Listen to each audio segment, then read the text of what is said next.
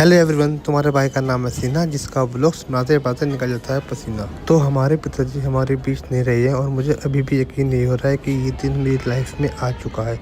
और भाई हमारे पिताजी हमारे लिए सब कुछ करके जा चुके हैं। चलो आप लोगों को दिखाता हूँ। ये उनके द्वारा बनाया हुआ घर है जो हमारे लिए वो बनाकर छोड़ कर चले गए इस संसार से और स्वर्गलोक में जा चुके हैं वो अब। तो उनका दाह संस्कार हम लोग पहले कर चुके हैं और आज से उनके लिए कर्ण पुराण का पाठ होगा। तो हम लोगों को भी तैयारी करनी है, यहाँ पे साफ़ सफाई करना है, क्योंकि यहीं पे कर्ण पुराण का पाठ होगा आज से।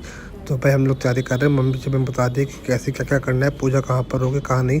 तो हम लोगों को सारा सामान में यहाँ पे शिफ्ट करना है, जो भी सोफ़ा वगैरह है वो यहाँ पर हम लोगों को भाई शिफ्ट करना है। और इस वाले सोफ़े को हम लोग भाई रोहित के घर में रखेंगे, बराबर में रोहित का घर है वहाँ पे रखेंगे, क्योंकि भाई ये ऊपर जाने के लिए स्पेस नहीं है और ऊपर रखने का भी स्पेस भी नहीं है। तो मैं और मेरा भाई मिलके इस वाले सोफ़े को भाई साइड में रख देंगे। जैसे कि आप लोग देख सकते हैं हम लोगों ने इसको उठा लिया है और साइड में रखेंगे। तो आज पुराना पहला और दूसरा पार्ट होगा।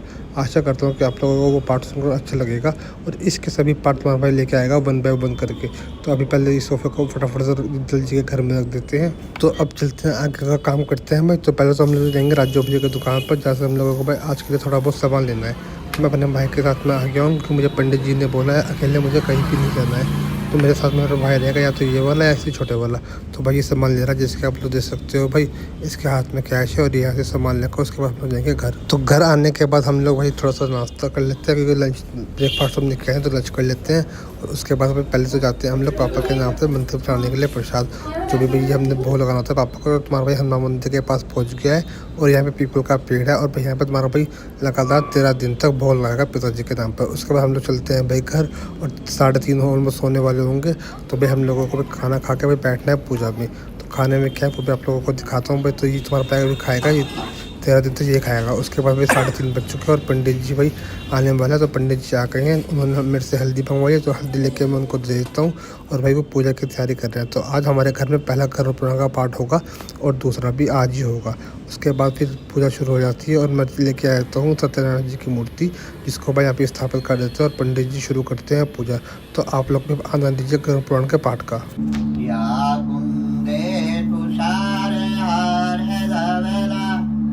या शुभ्रवस्त्रविता या वीणावर्णन्नमण्डितकरा श्वेताशना या ब्रह्मच्युतशङ्कर प्रभो संसितां सा मां पातु सरस्वती भगवती।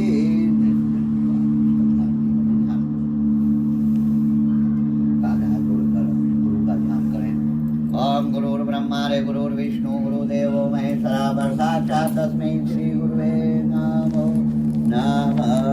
ओम श्री गुरुवे नमो नमः। सभी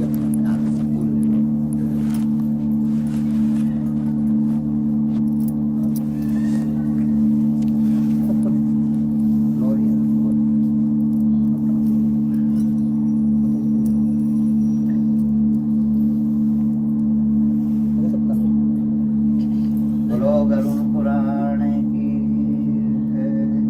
बोलो विष्णु भगवान की।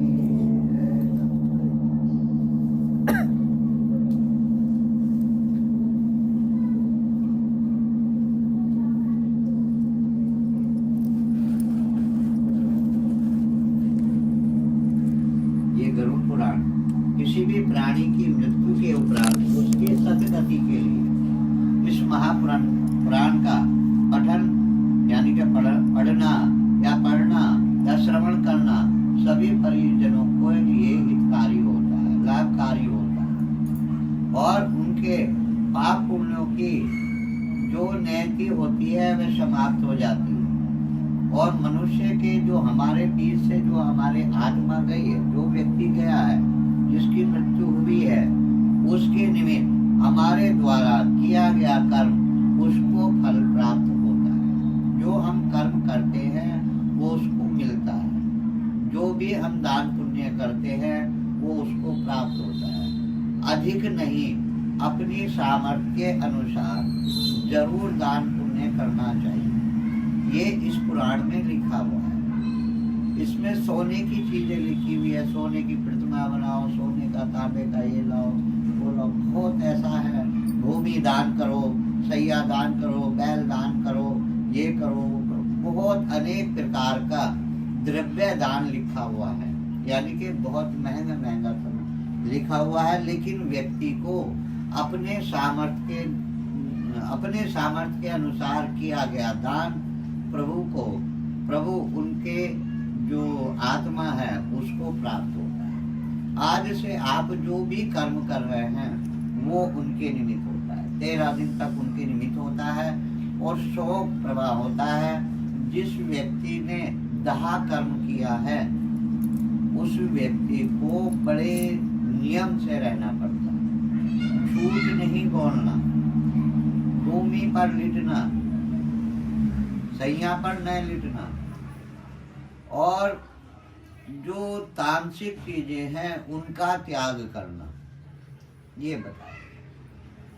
तो प्रथम अध्याय में बोलो गरुड़ पुराण की जय।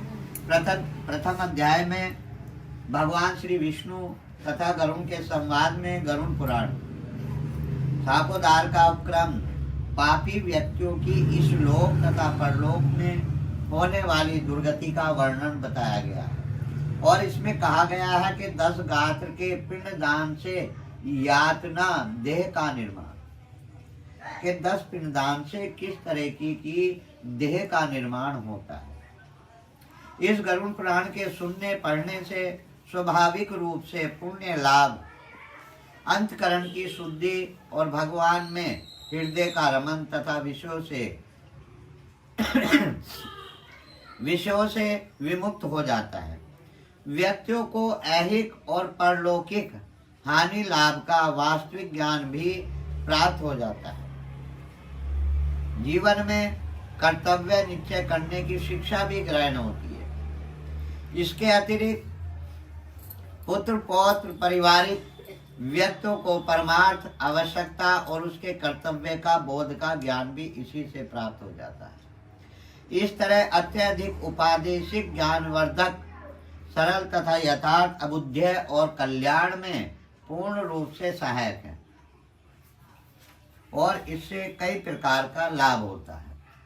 एक समय शौनक आदि 28,000 ऋषि विष्णु क्षेत्र नेमी शरण में स्वर्ग की प्राप्ति हेतु 1000 वर्ष वाले शस्त्र नायक यज्ञ को करने के लिए एकत्र हुए। एक बार प्रातः हवन आदि कार्य का संपादन करके सभी मुनियों ने सत्कार किया। आसन पर विराजमान सूर्य जी से आदर पूर्वक पूछा। ऋषियों ने पूछा, हे सूर्य जी, हमने सुख प्रदान करने वाले देव मार्ग को सुना है। हमने सुख प्रदान करने वाले देव मार्ग को सुना है। अब आप डर को देने वाले यम लोक मार्ग को हमें सुनाने की कृपा करें।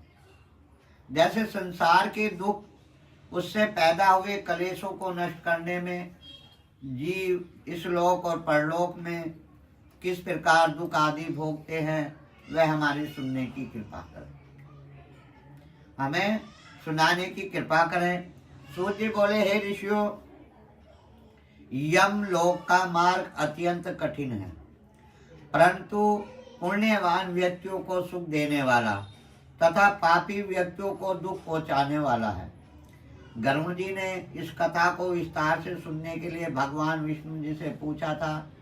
भगवान ने जिस तरह गरुड़ जी से कहा, उसी तरह तुम्हारे संदेह को दूर करने के लिए मैं कहूँगा। एक समय बैकुंठ में सुखपूर्वक विराजमान परम गुरु श्री हरि से विनीता के पुत्र गरुड़ ने विनय पूर्वक सिर झुकाकर पूछा, कहा कि हे भगवान, अनेक प्रकार से आपने मुझसे भक्ति मार्ग कहा है और भक्त जनों की उत्तम गति को बताया है। इस समय मैं भयंकर यमलोक मार्ग को सुनना चाहता हूँ।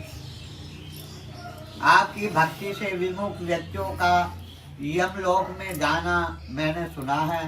आपका नाम स्मरण करना अति आसान है, उसके उच्चारण करने में कुछ परिश्रम नहीं करना पड़ता। सबके सुख में जीव भी है, फिर भी वो नरक में जाते हैं। ऐसे नराधम लोगों को बारंबार धिक्कार है। इस कारण हे स्वामी, पापी मनुष्यों की जो गति होती है मैं मुझसे बतलाएं, और यमलोक मार्ग में जाते हुए किस प्रकार के दुखों को भोगते हैं वह भी बताएं। श्री भगवान कहने लगे, हे पक्षेंद्र, सुनो, मैं उस यमलोक मार्ग के विषय में बताता हूँ जिस मार्ग से पापी जन नरक की यात्रा करते हैं, और जो सुनने वाले के लिए भी दुखदाई है। जो प्राणी हमेशा पापों में लिप्त रहते हैं, दया और धर्म से रहित हैं, जो दुष्ट लोगों की संगति में रहते हैं, सत्य, शास्त्र और संगति से विमुख रहते हैं।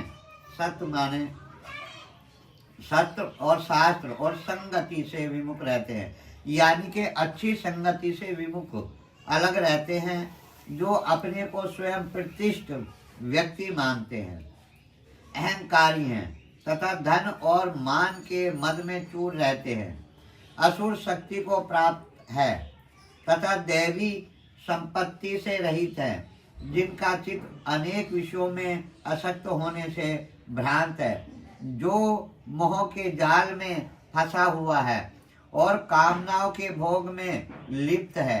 ऐसे लोग अपवित्र नरक में गिरते हैं। जो व्यक्ति ज्ञानवान होते हैं वे परम गति को प्राप्त होते हैं। पापी लोग दुख पूर्वक यम की यातनाएं भोगते हैं। पापियों के इस यमलोक में जैसे दुख की प्राप्ति होती है और मृत्यु के बाद जैसे यम यातना को प्राप्त होते हैं, उसे मैं आपको सुनाना चाहता हूँ। सुकृत या दुष्कृत भोग कर अर्जित धर्म के योग बल से बुढ़ापे में व्याधि उत्पन्न होती है। मानसिक पीड़ा, शारीरिक पीड़ा से युक्त होकर जीवित रहने की इच्छा करते हैं। उनको सर्प के समान अचानक काल आकर प्राप्त हो जाता है। अंत काल में वैराग उत्पन्न नहीं होता, और जिसका आप पालन करते थे वे पुत्र आदि आपका पालन करने लगे, और नेत्रों से दिखाई देना बंद हो जाता है, कानों से सुनाई देना बंद हो जाता है, मुंह के दांत गिर जाते हैं। वे ऐसे अवस्था को प्राप्त होकर मरणमुख हो जाते हैं। ऐसे आदमी पुत्र आदि से अपमानित होकर उनके द्वारा दिया गया भोजन को कुत्ते की तरह खाते हैं, रोग युक्त हो जाते हैं। वे जो भोजन करते हैं वह पचता नहीं, और चलने की शक्ति कम हो जाती है। वायु के प्रकोप से नेत्र खुले रहे, कफ के बढ़ जाने से नाड़ी बंद सी हो जाती हैं। खांसी, श्वास के परिश्रम से गले में घुर-घुर शब्द होने लगता है। उस चिंता से घिरा हुआ, चारों तरफ से बंधुगणों से घिरा हुआ और सोया हुआ वह काल पास के वशीभूत होकर बुलाने पर भी बोल नहीं पाता। आयु पर्यंता कुटुंब के भरण पोषण में असक्त चित्त और अजितेंद्रिय ऐसा व्यक्ति मृत्यु की वेदना से मूर्छित होकर के बंधु जनों के रुदन करते समय मृत्यु को प्राप्त होता है। हे गरुण, उस समय दिव्य दृष्टि पैदा होती है। उससे वह व्यक्ति संपूर्ण संसार को एक रूप समझता है, परंतु बोलने की शक्ति समाप्त हो जाती है। उस समय पांचों इंद्रियां नष्ट हो जाती हैं। वह चैतन्य न रह करके जड़ रूप हो जाता है, और यमराज के दूतों के नजदीक आने पर उसके प्राण निकल जाते हैं। यानी कि पापी व्यक्ति के बारे में बताया। पापी व्यक्ति के बारे में जो अपने बारे में सोचता हो और गलत उससे पैसा इकट्ठा करता हो, झूठ छल कपट रखता हो, उस व्यक्ति के ऐसे लक्षण पैदा हो जाते हैं। बुढ़ापे में व्याधि गिरने लगती है, शरीर से पीड़ा हो जाती है, अंधा हो जाता है, दांत गिरने लगते हैं, कानों से सुनाई नहीं देता, बार बार किसी को बुलाने से बेटे सुनिए तो बच्चे कहते हैं ये बूढ़ा पड़ा रहता है, सारे दिन चिल्लाता रहता है, बुलाता रहता है। तो ऐसी अवस्था हो जाती है।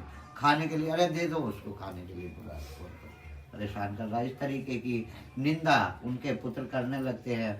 और वो जब खाता है तो वो पाचन शक्ति नहीं होती, उसको पेट विकार होने लगता है और नुकसान देने लगता है।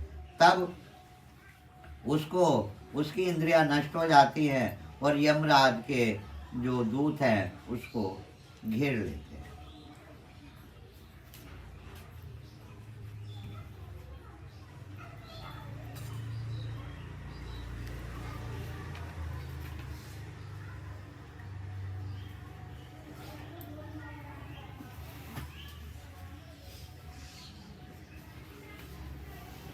और मुख पर फैन आने लगते हैं, लाल टपकने लगती है। तब उस पापी मनुष्य के प्राण नीचे के मार्ग से निकल जाते हैं। उस समय दोनों हाथों में पास दंड लिए नगन अवस्था में दांतों को कटकटाते हुए क्रोधपूर्ण नेत्र वाले यम के दो भयंकर दूत उसके समीप आते हैं और उसके सिर के बाल ऊपर को उठे होते हैं। उनका रंग कौवे के समान काला होता है।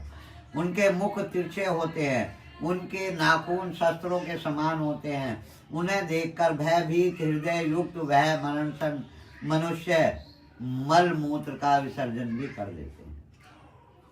अपने पच भौतिक शरीर से हाय हाय करता हुआ यमदूतों के द्वारा पकड़ा हुआ वह अंगूठे के मात्र प्रमाण का व्यक्ति अपने शरीर को देखता हुआ यमदूतों के द्वारा यातना देह से ढककर गले में बलपूर्वक पासे से बांधकर मधुर यम मार्ग में यातना हेतु उस तरह ले जाता है जिस तरह राजपुरुष यानी कि पुलिस दंडनीय अपराधी को पकड़ कर ले जाती है।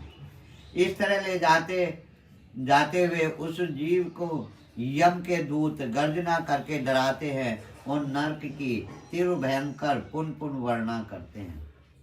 आदमी का शरीर वहीं पड़ा रहता है, लेकिन उसके शरीर से एक जीव निकलता है जो अंगूठे के बराबर होता है और वो उसको जब अलग हो जाता है, इस शरीर से जब वो अलग हो जाता है तो वो अपने शरीर को देखता है और जो वहां पर रुदन करते हैं, रोते हैं, उनको देखता है। तो वो जो आत्मा है वो फिर उसमें घुसने की कोशिश करती है उस शरीर में, लेकिन जो यम के दूत होते हैं उसको पकड़ करके बांध करके ले जाते हैं और कहते हैं जल्दी करो, तुमको यमलोक में ले जाकर कुंभी आदि नरक में ले जाएंगे, इसलिए देर मत ना करो। यम के दूतों के इस वचनों को सुनकर और बंधुजनों का प्रलाप सुनकर पापी व्यक्ति उस सवर में विलाप करने लगता है, रोने लगता है, लेकिन किसी को सुनाई नहीं। विलाप करने लगते हैं और यम के दूत उनको प्रताड़ना देते हैं। यम के दूतों की गर्जना से हृदय भेदन होने लगता है और कंपायमान से मार्ग में चलते हुए कुत्ते के काटने से दुखी हो वह द्वारा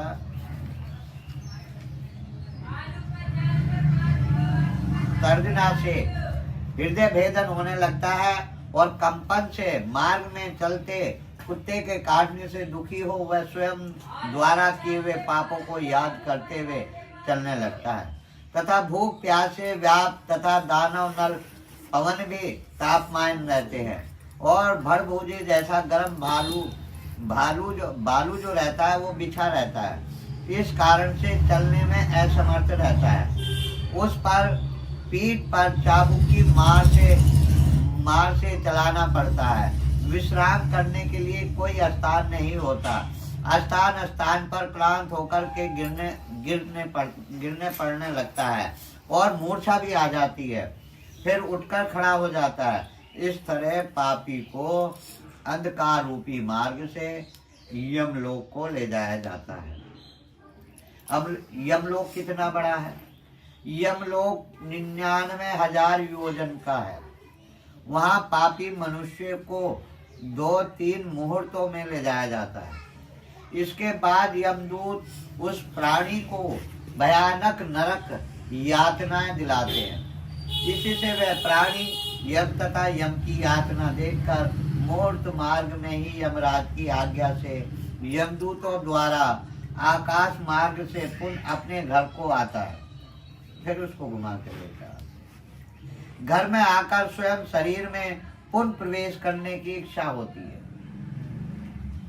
परंतु यम के दूतों के पाशा बंधन से क्षुधा तृष्णा आदि से दुखित होकर रुदन करने लगता है। हे गरुण, वह पातकी यानी के पापी पुरुष पुत्रों द्वारा दिए हुए पिंड तथा आतुर काल में दिए गए दान को प्राप्त करता है, फिर भी उसे तृप्ति नहीं होती। जो 10 क्रम घात होता है, वो पिंड होते हैं, वो उसको प्राप्त होता है। पुत्रों द्वारा पापी के उद्देश्य से किए गए श्राद्ध दान जलाजली उनके पास रुकती नहीं। इस कारण पिंड दान का भोग करने पर भी वो मुख से व्याकुल होकर यम मार्ग में जाते हैं। जिनका पिंडदान नहीं होता वे प्रेत योनि में होकर कल्प पर्यंता निर्जन वन में अत्यंत दुखी होकर भ्रमण करते हैं और कल्प कोटि समय व्यतीत होने पर भी कर्म को भोगना ही पड़ता है। व्यक्ति नरक यातना भोगे बिना पुनः मनुष्य शरीर को प्राप्त नहीं होता। इसलिए 10 दिन पिंडदान करें और उस पिंडदान के प्रतिदिन 4 भाग हो जाते हैं। उनमें से 2 भाग तो पंच महाभूत शरीर की पुष्टि देते हैं और तीसरा भाग यमदूत का होता है। चौथा भाग प्रेत भक्षण करता है और 9वें दिन पिंड देने से प्रेत का शरीर बनता है। 10वें दिन पिंडदान करने से उस शरीर को चलने की शक्ति प्राप्त होती है। हे गरुण, शरीर के दग्ध हो जाने के पश्चात पिंड से हस्त प्रमाण का शरीर पैदा होता है। इसलिए वह मार्ग में शुभाशुभ फलों को भोगता है। प्रथम दिन पिंड देने से मुर्दा, दूसरे दिन पिंड देने से ग्रीवा और कंधे, तीसरे दिन पिंड से हृदय, चौथे दिन के पिंड से पृष्ठभाग, 5वें दिन के पिंड से नाभि, 6ठे दिन के पिंड से कंठी और 7वें दिन के पिंड से गुहा और 8वें दिन के पिंड से उरु तथा 9वें और 10वें दिन के पिंड देने से क्षुधा और तृष्णा आदि उत्पन्न होती हैं। यह पिंड शरीर को धारण कर भूख प्यास से युक्त प्रेत एकादश द्वादश में दिया हुआ भोजन करता है। यमदूतों द्वारा 13वें दिन प्रेत जैसा पकड़ा हुआ मरकट अकेला जाता है। वैसे ही वह भूखा प्यासा यमलोक को अकेला ही जाता है। और यमलोक के मार्ग का प्रमाण है गरुण, वैतरणी नदी को छोड़कर 86,000 योजन का है। 86,000 योजन का यह प्रेत प्रतिदिन 24 घंटे में 247 योजन चलता है। रास्ते में पड़ने वाले 16 पुरों सौम्य, शौर्य, नागेंद्र भवन, गंधर्वपुर और शैलागम, क्रोधपुर, कुरपुर, विचित्र भवन, बहादपुर, दुखदपुर, नागकुंदपुर और सप्तपुर, रौद्रपुर, पर्यावरणपुर और शीतपुर और बहुभीतपुर को पार करके इनके आगे यमपुरी मार्ग में यानी के यमपुरी धर्मराज का भवन स्थित है। और यमराज के दूतों के पासे से बंधा हुआ यह पापी जीव रास्ते भर हाहाकार करता हुआ रोता पीटता अपने घर को छोड़कर यमपुरी को जाता है। इस प्रकार गरुण के अंतर्गत पापियों के इस लोक तथा परलोक के दुखों का निरूपण नामक पहला अध्याय समाप्त होता है। बोलो गरुण पुराण की, बोलो विष्णु भगवान। एक पाठ और होगा। दूसरे अध्याय में कहते हैं, दूसरे अध्याय में बताया गया है कि यम मार्ग और यातनाओं का वर्णन, यम मार्ग की यातनाओं का वर्णन और वैतरणी नदी का स्वरूप और यम मार्ग के 16 पुरों में जो 16 पुर गिनाए अभी आपको, सोमपुर, शौर्यपुर, नागेंद्र भवन, इस प्रकार के 16 पुर होते हैं। तो गमन तथा महापुत्र आदि द्वारा दिए गए पिंडदान को ग्रहण करने का वर्णन बताया। गरुड़ जी ने पूछा, हे केशव, हे माधव, यमलोक का मार्ग किस तरह दुखदायी होता है? पापी लोग वहां किस प्रकार पहुंचते हैं, हमें मुझसे बतलाएं। भगवान केशव कहने लगे, हे गरुड़, प्राणी के लिए यम लोक का मार्ग बड़ा दुखदायी होता है। मैं तुम्हें इसके विषय में बताता हूँ।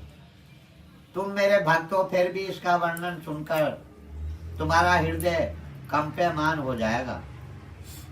रास्ते में विश्राम करने के लिए वहां वृक्ष की छाया तक नहीं है तथा प्राणों की रक्षा करने के लिए अन्न आदि भी प्राप्त नहीं होता।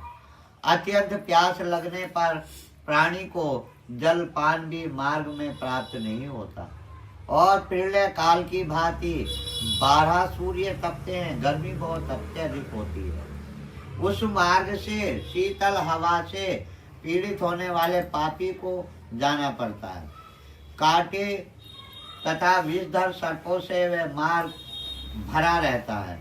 कहीं कहीं पापी मनुष्यों को बड़े भयानक व्याघ्र, शेर और कुत्ते भक्षण करते हैं। कहीं पर बिच्छू काटते हैं तो कहीं अग्नि जलाती है। कहीं पर भयानक ऐसी पत्र का वन है, वह सहस्र योजन लंबा चौड़ा है। वह वन कौवों, उल्लुओं और वटों, गिद्धों, सर्दों तथा मच्छरों से भरा पड़ा है। उसमें चारों ओर दाह अग्नि व्याप्त है।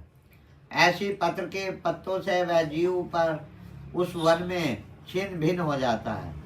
वह जीव उस वन में छिन्न भिन्न हो जाता है और कहीं पर वह अंधे कुएं में गिर पड़ता है, कहीं विकट पर्वत से गिरता है, कहीं तलवारों की धार पर चलता है, कहीं कीलों के ऊपर चलना पड़ता है, कहीं पर घने अंधकार में गिरता है, कहीं भयंकर भय उत्पन्न करने वाले पानी में गिरता है, कहीं जोकों से भरी हुई कीचड़ में गिरता है, तो कहीं तृप्ति हुई कदर्म नामक नरक में गिरता है, कहीं बालुओं से भरे हुए नरक में गिरता है, तो कहीं अग्नि में तृप्त ताप्यमान नरक में गिर पड़ता है, कहीं अग्नि के अंगार समूह में गिरना पड़ता है, तो कहीं महान धूप में व्याप्त नरक में गिरना पड़ता है। जिस यम मार्ग में जाते हुए अंगारों की वृष्टि होने लगती है। कहीं लोह युक्त ब्रज सहित स्थूल पर्वत की वर्षा होती है, पत्थरों की वर्षा होती है, तो कहीं पर रुधिर की वृष्टि होती है, कहीं गरम भालू की वर्षा, कहीं शस्त्रों की वृष्टि होती है, कभी भस्म सहित गंधर्वों की वर्षा होती है, तो कहीं पर गर्ताखंडों में प्रवेश करता है, कभी कभी ऊंचे स्थान पर चढ़ता है, तो कहीं पर्वतों की कंदराओं में प्रवेश करता है। उस मार्ग में कहीं अत्यंत गहरा अंधकार है, कहीं दुख से चढ़ा हुआ ऐसे बड़े पर्वत हैं, कहीं मवाद, रुधिर और विष्ठा से भरे हुए तालाब हैं। रास्ते के मध्य में बहने वाली ऐसी भयंकर वैतरणी एक नदी है, जिसकी कथा सुनने से डर उत्पन्न हो जाता है, तब देखने में कष्टकारक हो इसमें क्या आश्चर्य है। वैतरणी नदी का विस्तार भी 100 योजन का है, 100 योजन का है, और यह मवाद रुधिर से बहने वाली है, हड्डियों से व्याप्त तट है, मांस और शोषण गंधर्व से युक्त है। अतः गहरी और पापियों के द्वारा दुख पूर्वक पार की जाने वाली यह नदी केश रूपी शियार से भरी होने के कारण दुर्गम है। यह नदी विशाल काय घड़ियालों से भरी हुई है और सैकड़ों प्रकार के घोर पक्षियों से आवृत है। हे गरुड़, पापियों को आया देखकर वह नदी ज्वाला और धूम से भरकर कढ़ाओं में रखे हुए धृत की भांति खोलने लगती है। वह नदी सुई के समान मुख वाले भयानक कीड़ों से चारों ओर से व्याप्त है। व्रत के समान कठोर चोंच वाले बड़े बड़े गिद्ध और कौओं से घिरी हुई है। वह नदी शिशु, मार, मगरमच्छ, जोक, मछली, कछुए तथा अन्य मांस भक्षी जलचर जीवों से भरी पड़ी है। उसके प्रवाह में गिरे हुए बहुत से पापी रोते चिल्लाते हैं और हे भाई, हे पुत्र, हे तात, इस प्रकार का उच्चारण करते हुए वह बार बार विलाप करते हैं। भूख और प्यास से व्याकुल होकर पापी मनुष्य रक्त का पान करते हैं।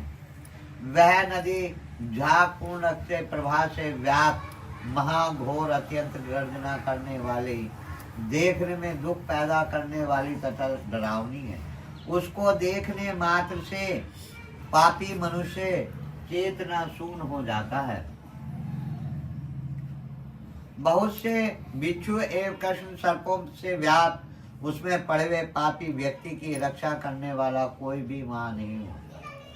नदी के अंतर्गत आवर्तों से पापी सर्प पाताल को जाते हैं और क्षण मात्र पाताल में रहते हैं, फिर क्षण मात्र में नदी के ऊपर आ जाते हैं। हे गरुण, वह नदी ऐसी ही पापों व्यक्तियों के गिरने के लिए बनाई गई है। उस नदी के पार का पता नहीं चलता और किस प्रकार से पार न की जा सके, ऐसे ही दुखदायी वैतरणी नदी का वर्णन है।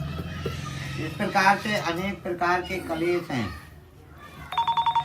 ऐसे दुखदायी यममार्ग में पापी व्यक्ति कुक करते हुए, रोते हुए, दुखित होते हुए, कोई पापी व्यक्ति पास से बंधे हुए, कोई अंकुश से खींचे हुए, कोई शस्त्र के अग्रभाग द्वारा पीछे से हाँकने मात्र से, इस प्रकार सब चलते हैं। किसी की नाक के अग्रभाग में पासा बांधकर, किसी के कान में पासा बांधकर और किसी के को काल पास से बांधकर खींचते हैं, ले जाया जाता है। ऐसे पापी गर्दन तथा हाथ पैर में जंजीर से बंधे हुए तथा अपनी पीठ पर लोहे के भार को बांधते हुए मार्ग में चलते हैं। अत्यंत घोर यमदूतों के द्वारा मृगरों से पीटे जाते हैं और मुख से खून की उल्टियां करते रहते हैं तथा वमन किए गए खून को पुनः पीते हुए वे चलते हैं।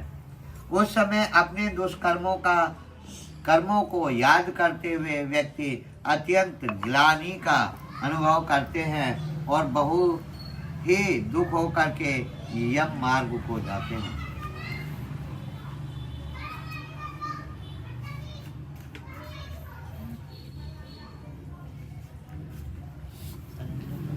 यम मार्ग को जाते हैं। फिर भी मन बुद्धि व्यक्ति पुत्र पौत्र का स्मरण करते हुए, हाहाकार करते हुए और रोते हुए पश्चाताप करते हैं। बड़े पुण्य से मनुष्य जन्म प्राप्त होता है और उसे प्राप्त कर भागवत कर्म में की आराधना मैंने नहीं की, मैंने यह भूल की है। दान, अग्नि में हवन, तप, देवताओं की पूजा विधि विधान से, तीर्थों की सेवा आदि भी नहीं की। हे जीव, तुमने निंदनीय कार्य किए हैं, अब तुम अपने किए गए दंडनीय मार्ग को भोगो। इस प्रकार आत्मा को संबोधन करते हुए उपदेश देते हैं। ब्राह्मण की पूजा, गंगा जल का पान, सत्पुरुषों की सेवा, परोपकार आदि भी नहीं किया। हे जीवन आत्मन, तुम्हारे द्वारा किए कर्मों के फल तुम्हें ही भोगोगे। पशु पक्षियों के लिए वन में वापी, कुआं या तालाब नहीं खुदवाए और गो ब्राह्मण की वृत्ति के लिए कुछ भी धन खर्च नहीं किया, यानी कि गो को और ब्राह्मण को कभी धन खर्च नहीं किया उनके निमित्त। अतः हे जीव आत्मा, तुम अपने किए कर्मों को भोगो। तुमने प्रतिदिन दान नहीं किया, गोवों की प्रतिदिन भरण पोषण का प्रबंध नहीं किया, वेद और शास्त्रों के कथनों को प्रमाण नहीं किया और पुराणों को नहीं सुना। इसलिए हे देही, तुमने जो किया उन्हीं दुष्कर्मों के परिणाम को अब भोगो। नारी जीव भी पश्चाताप करते हुए कहता है कि मैंने पति देव की हितकारी आज्ञाओं का पालन नहीं किया, पतिव्रत धर्म का पालन नहीं किया और गुरुजनों को कभी गौरवान्वित सम्मान प्रदान नहीं किया। इसलिए हे देहिनी, जो तुमने किया है उसका फल भोगो। धर्म की बुद्धि से एकमात्र पति की सेवा नहीं की और पति की मृत्यु हो जाने पर वही प्रवेश करके उनका अनुगमन नहीं किया, वैधव्य प्राप्त करके और तुझे गम्य जीवन व्यतीत भी नहीं किया। इसलिए हे देहिनी, जैसा किया है उसी के अनुसार फल भोगो। मास पर्यंता किए जाने वाले उपवासों से तथा चंद्रायन व्रतों आदि सुवितरणी नियमों के पालन से शरीर को नहीं सुखाया। पूर्व जन्म में किए गए दुष्कर्मों से अनेक प्रकार के दुखों को प्राप्त करने के लिए नारी का शरीर प्राप्त नहीं किया था। हे गरुण, यह प्रेत अनेक तरह से प्रलाप करके पुनर्जन्म के लिए कर्मों का स्मरण करता है, सोचता है कि वह मनुष्य देह कैसे प्राप्त हो।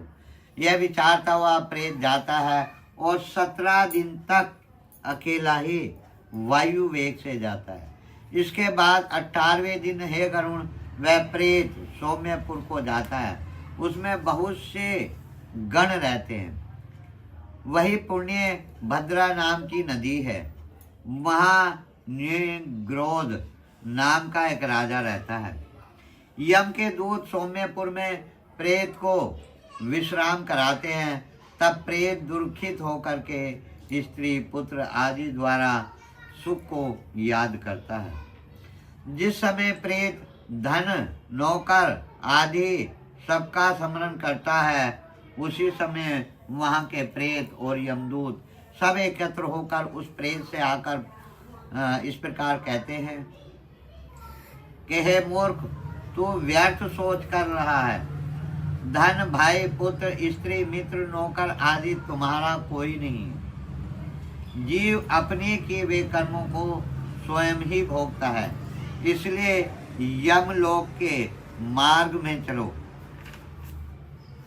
हे परलोक के राही, तू यह जानता है कि यात्री की शक्ति सबल पाक्षी ही होती है, जिसके लिए तुमने प्रयास तो किया नहीं। तू यह भी नहीं जानता कि तुम्हें निश्चित रूप से उस मार्ग पर चलना है और उस रास्ते पर कोई भी लेने देने की नहीं करता। यह रास्ता तो बालकों को भी स्मरण कराता है। हे मनुष्य, क्या तुमने इसे सुना नहीं? क्या तुमने ब्राह्मण के मुख से पुराण गणों के वचन नहीं सुने? इस प्रकार कहकर सद मुर्दों से पीटता हुआ, लाठी डंडों से पीटता हुआ वह जीव गिरते पड़ते दौड़ते हुए बलपूर्वक पासे से बांधा खींचा जाता है। इस पुर में बैठा हुआ प्रेत मरने के बाद पौत्र आदि ने जो सनेवंश अथवा कृपा मासिक पिंडदान दिया, उस पिंडदान को भोगता है।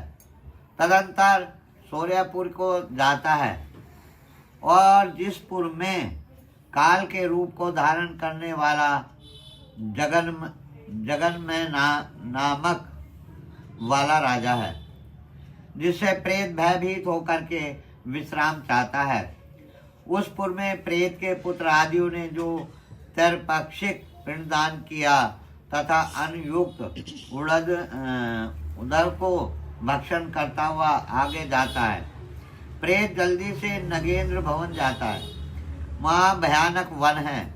उन्हें देखकर वह दुख से रोता हुआ निर्दयी यमदूतों के मार पासे से खींचा हुआ प्रेत 2 भागों में रोता हुआ जाता है। वहाँ बंधुओं के लिए दिए हुए मासिक पिंड और जल को भोग कर यमदूतों के पासों के द्वारा आगे बढ़ता है।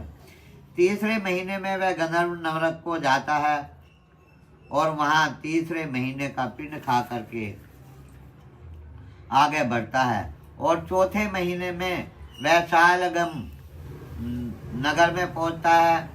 वहाँ उसके ऊपर पत्थरों की वर्षा अधिक मात्रा में होती है। वहां पर चौथे महीने के पिंडदान को खाकर कुछ सुख अनुभव करता है। उसके बाद 5वें महीने में वे क्रोच नगर को जाता है। इस पुर में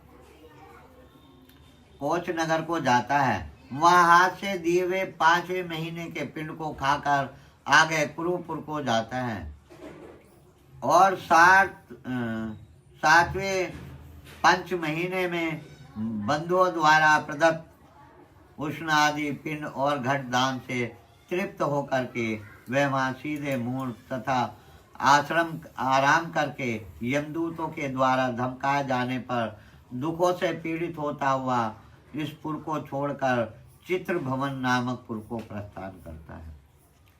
वहां पर यम का छोटा भाई विचित्र नामक राजा शासन करता है। इस पुर में स्थूल शरीर को धारण करने वाले यम के भाई को देखकर प्रेत डर से दौड़ता हुआ तब नाव चलाने वाले उस प्रेत के सामने आकर कहता है कि हे महावैतरणी नदी में चलने वाले के लिए हम नाव लेकर तुम्हारे पास आए हैं। तुम्हारे पास कोई पुण्य हो तो बतलाओ। हे प्रेतात्मा, तत्व के वेता मुनियों ने दान को देना कहा है, जिसे वह वैतरणी नदी पार कर सकती है, इसलिए इसका नाम वैतरणी नदी पड़ा है। यदि तुमने वैतरणी गाय का दान किया होता तो नौका तुम्हारे लिए पास आ जाती, अन्यथा नहीं। उनके ऐसे वचन सुनकर प्रेत आत्मा कहती है कि हे देव, उस परमात्मा को देखकर वह नदी खोलने लगती है। नदी को खोलते देखकर वह परम आत्मा अत्यंत विलाप करने लगती है। अत्यंत विलाप करने लगती है। जिसने जीवन भर कभी दान किया ही नहीं, ऐसा पापी आत्मा उस वैतरणी नदी में डूब जाते हैं। तब आकाश मार्ग से चलने वाले दूत उसके मुंह में कांटा डालकर मछली की तरह उसे ऊपर खींचते हुए और नदी के पार ले जाते हैं। तदंतर छठे माह के पिंड को भोग कर वह आगे बढ़ता है। फिर भी रास्ते में बहुत अधिक क्षुधा भूख होकर के विलाप करने लगता है। 7वें महीने में वह ब्रह्मपदपुर को जाता है। वहां पर वह पुत्र आदि द्वारा दिए गए पिंडदान का भोग करता है। इसके बाद वह दुखपुर को जाता है। वह उस रास्ते में अविलंब रहित पक्षियों की भांति चलता हुआ वह प्रेत आत्मा महान कष्ट को भोगता है। वहां 8वें महीने के पिंडदान को खाता हुआ 8वें महीने के पिंडदान को खाता है और आगे बढ़ता है। 9वें महीने में नाना कुंड नामक पुर को जाता है। इस पुर में तरह तरह के जीव बहुत ही दारुण भयानक शब्द उत्पन्न करने लगते हैं, जिनको देखकर वह शून्य हृदय से स्वयं ही दुखी होकर रोता रहता है। यमदूतों की गर्जना से वहां भी प्रेत आत्मा उस पुर को छोड़कर दुख से 10वें महीने में सुतृप्त भवन को जाता है। वहां पर पुत्र आदि से पिंडदान जलांजलि प्राप्त करके भी सुख नहीं होता। 11वां महीना पूरा होने पर वह रौद्रपुर को जाता है। पुत्र आदि द्वारा दिए गए मासिक पिंडदान को वह वहां खाता है। 11.5 महीने व्यतीत होने पर वह जीव आत्मा पर्योवर्षणा नामक नगर को जाता है। वहां पर भी जीव आत्मा को दुख देने वाले मेघ घनघोर वर्षा करते हैं और वहां पर दुखी वह जीव श्राद्ध में दिए गए पिंड को खाता है। इसके बाद वर्षा पूरी होने पर जीव शीतृण आदि नामक नगर को जाता है। वहां बर्फ से भी अधिक 100 गुनी अधिक ठंड पड़ती है। वहां पर जीव शीत से दुखी होकर भूख से व्याकुल होकर चारों दिशाओं की तरफ देखता है और सोचता रहता है कि मेरे बंधु बांधव दुख की निवृत्ति करें।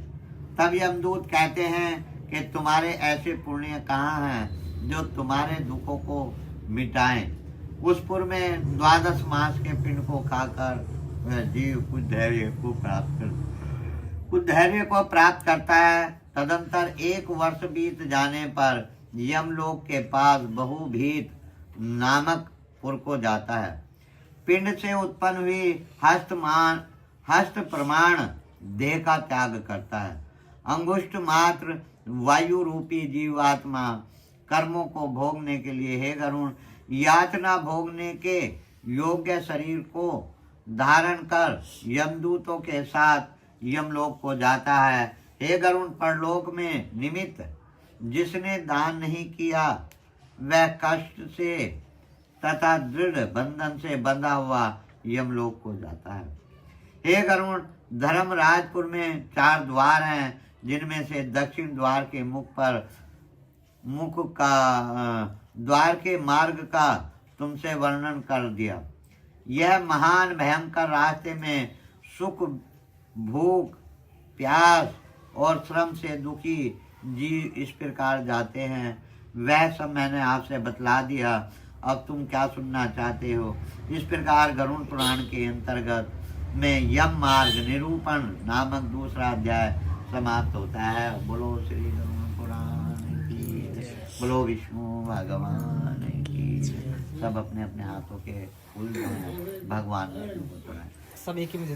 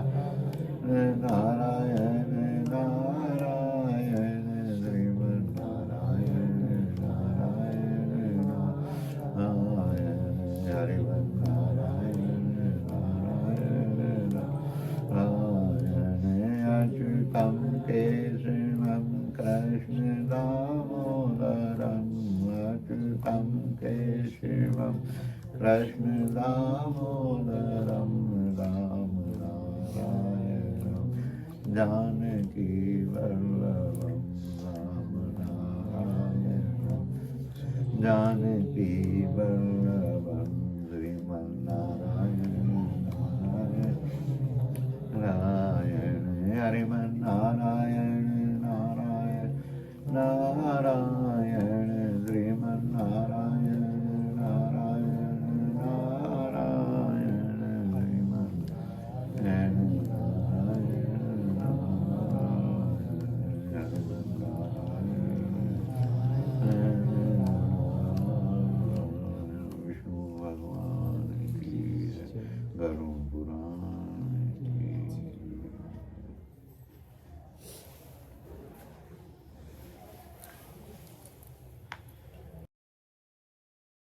तो आज गरुड़ पुराण का पहला और दूसरा अध्याय कंप्लीट हो चुका है। तो कल आप लोगों को देखने और सुनने को मिलेगा गरुड़ पुराण का तीसरा और चौथा अध्याय। ब्लॉग अच्छा लगा हो तो लाइक शेयर और कमेंट जरूर करें और चैनल को सब्सक्राइब करना ना भूलें। और गरुड़ पुराण के सारे पार्ट आप लोगों के साथ में शेयर करूँगा और आप लोगों को आशा करता हूँ कि आप लोगों को अच्छा लगेगा गरुड़ पुराण का पार्ट सुन के।